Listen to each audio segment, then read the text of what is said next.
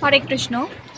একবার এক রাজ্যে এক সন্ন্যাসী ছিল এবং সেই সন্ন্যাসী প্রত্যেক গৃহ থেকে অন্ন ভিক্ষা নিত এবং তাদেরকে জীবনের একটি বাস্তবতা জানাতো।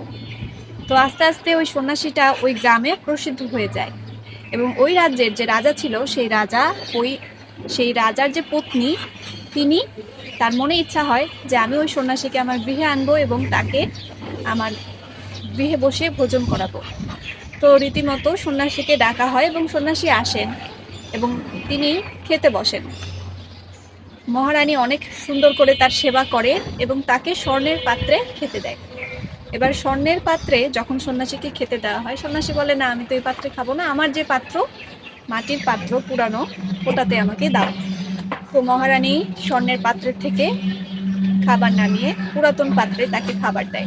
এবার সন্ন্যাসী সেটাতে ভোজন করে সন্ন্যাসী খাবার খেয়ে যখন রানীকে উপদেশ দিয়ে যখন বের হয়ে আসতে লাগে, রানী তাকে সেই স্বর্ণের পাত্রটি দেয় এবং সন্ন্যাসী তখন আর না করে না, তখন তিনি ওটা নিয়ে চলে আসে এবং আশেপাশে সবাই তো দেখে অবাক হয়ে যায় যে সন্ন্যাসী মানুষ, ওনার দেখো স্বর্ণের প্রতি কত লোভ, স্বর্ণের পাত্রটা দিল আর উনি নিয়ে নিল।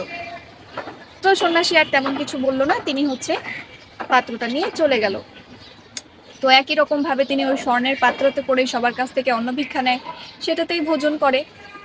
তো আস্তে আস্তে যখন ওই স্বর্ণের পাত্রের কথা চারিদিকে ছড়িয়ে গেল, ওই স্বর্ণের পাত্রটার প্রতি সবার একটু নজর হল।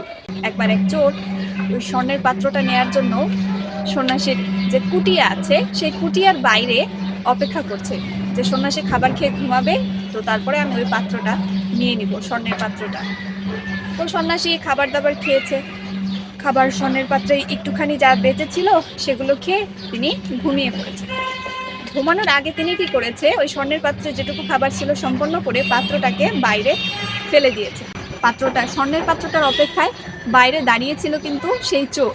তো যখন সন্ন্যাসী পাত্রটা বাইরে ফেলে, ওই চোরটার সামনে গিয়ে স্বর্ণের পাত্রটা পড়ে।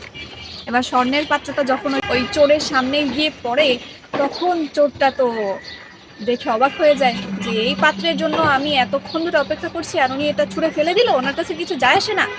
তো উনি চোরটা দৌড়ে গেল সন্ন্যাসীর পায়ে পড়লো যে আমি তো এরকম অন্যায় করেছি, আমি তো এটা চুরি করতে এসেছিলাম। তো আরো সে জিজ্ঞাসা করলো যে আপনি কেন এটা ফেলে দিলেন? তখন সন্ন্যাসী বাবা বলল যে আমি যদি এটা বাইরে না ফেলতাম তাহলে তুমি তো ঘরে আসতে না। দেখো এই স্বর্ণের পাত্রটার প্রয়োজন আমার কাছে এতটুকুই যে এটাতে করে আমি ভোজন নিব এবং তা আমি খাবো, এছাড়া এটার কোনো মাহাত্ম্যই আমার কাছে নেই। কিন্তু এই স্বর্ণের পাত্রটার জন্য যদি আমার রাত্রের ঘুম নষ্ট হয়ে যায় তবে এটা আমার অপ্রয়োজনীয়। দেখুন, যদি ওই স্বর্ণের পাত্রটার জন্য চোর বাইরে দাঁড়িয়ে থাকতো তাহলে সন্ন্যাসীর ঘুম আসতো না, কারণ সন্ন্যাসী তো জানে যে তার দরজার বাইরে চোর দাঁড়িয়ে আছে। তো এটাই এখানে বোঝানো হচ্ছে যে যদি কোনো বস্তুর জন্য আপনার নিজের শান্তি নষ্ট হয় তবে সেটা আমাদের ত্যাগ করে দেওয়া উচিত। আর প্রত্যেকটা বস্তুকে, সেটা স্বর্ণ হোক কিংবা একটা ছোট বস্তুই হোক না কেন, সেটার প্রতি আমাদের কোনো রকম মোহ মায়া থাকা উচিত নয়। সেটা একটা সামান্য পাথর সম মনে করে নিজের জীবনের কর্ম চালিয়ে যাওয়া উচিত। এই গল্পটা অনেকটাই শিক্ষণীয়। আর যদি এই জিনিসটার সার কথাটা আমরা ধরতে পারি তবে আমাদের জীবনটা অনেকটাই সহজ হয়ে যায়। আমরা দেখা যায় যে অনেক অনেক কিছু পাওয়ার প্রত্যাশা করি। হ্যাঁ, আমাদের প্রত্যাশার ক্ষেত্রে বাধা নিষেধ নেই। স্বয়ং শ্রীল প্রভুপাদ বলেছেন যে তুমি অধিক থেকে অধিক হারে উপার্জন করো, কিন্তু সেটাকে তুমি ভগবত সেবায় কাজে লাগাও, তবে সেটা সার্থক। তো এটাই বাধা নেই, তবে ওই যে প্রত্যাশা অধিক থেকে অধিক করতে যে আমাদের মানসিক শান্তিটা যেন নষ্ট না হয়ে যায়, এদিকে যেন আমাদের একটু খেয়াল থাকে। সবাই খুব ভালো থাকবেন। হরে কৃষ্ণ, রাধে রাধে।